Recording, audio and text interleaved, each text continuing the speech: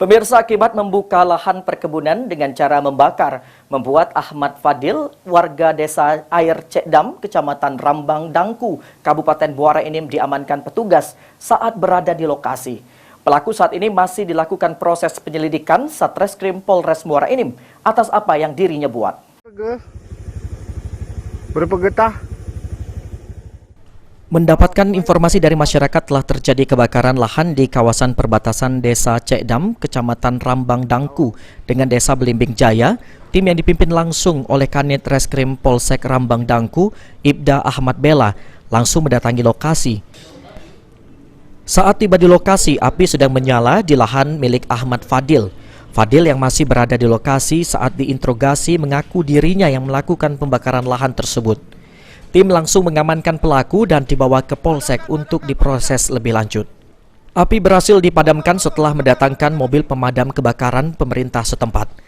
Kapolres Muara Enim AKBP Andi Supriyadi membenarkan jajaran Polsek Rambang Dangku telah mengamankan pelaku pembakaran lahan Ahmad Fadil. Petugas yang masih berada di lokasi langsung melakukan pemadaman api. Dari hasil penyelidikan sementara dan berdasarkan keterangan beberapa saksi serta barang bukti, memang benar bahwa AF dengan sengaja membakar lahan untuk membuka kebun. Saat ini pelaku sedang dilakukan proses penanganan Satreskrim Polres Muara Enim oleh tim penanganan pidana khusus. AF yang memang tertangkap tangan pada saat melakukan membuka lahan, membuka kebun dengan melakukan pembakaran. Untuk proses penyidikannya, hari ini kasus akan dilimpahkan ke Satreskrim Polres Muara Enim, akan ditangani oleh unit pidana khusus.